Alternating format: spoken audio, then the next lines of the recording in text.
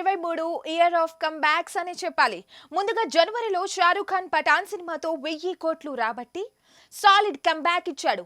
5 ఏళ్ల గ్యాప్ తర్వాత హిట్ కొట్టిన షారుఖ్ తన రేంజ్ మార్కెట్ ని కొల్లగొట్టాడు. ఇక సన్నీ డియోల్ కూడా గద్దర్ 2 సినిమాతో బాలీవుడ్ బిగ్గెస్ట్ హిట్ కొట్టాడు. ఇక ఈ సినిమా షోలు హిందీ కలెక్షన్స్ కొత్త బెంచ్ మార్క్ ని క్రియేట్ చేశాయి. ఇక సూపర్ స్టార్ రజనీకాంత్ హిట్ కొట్టి చాలా కాలమే అయింది. ఆ హిట్ లోటుని ఆ ఆకలిని తీర్చేసింది జైలర్ సినిమా. నెల్సన్ డైరెక్ట్ చేసిన ఈ మూవీ దాదాపు 700 కోట్లని కలెక్ట్ చేసింది.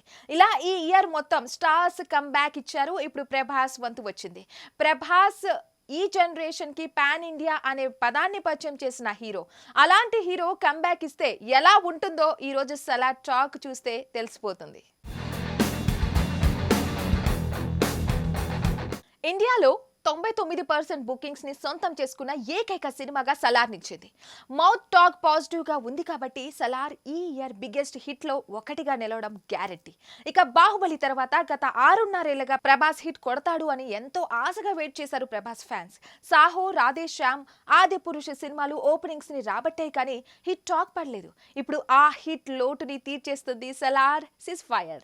ఓపెనింగ్స్ కాదు, హిట్ టాక్ పడింది కాబట్టి లాంగ్ రన్ లో చూడండి మా సత్తా ఏంటో తెలుస్తుంది అంటున్నారు ప్రభాస్ ఫ్యాన్స్. యావరేజ్ స్టాక్ అయినా వస్తే బాగుండు అనుకున్న ప్రభాస్ ఫ్యాన్స్ కి సలార్ యునానిమస్ హిట్ గా వచ్చేసింది. ఇక బాక్స్ ఆఫీస్ పైన దండ యాత్ర ఏ రేంజ్ లో ఉండబోతుందో చూడాలి.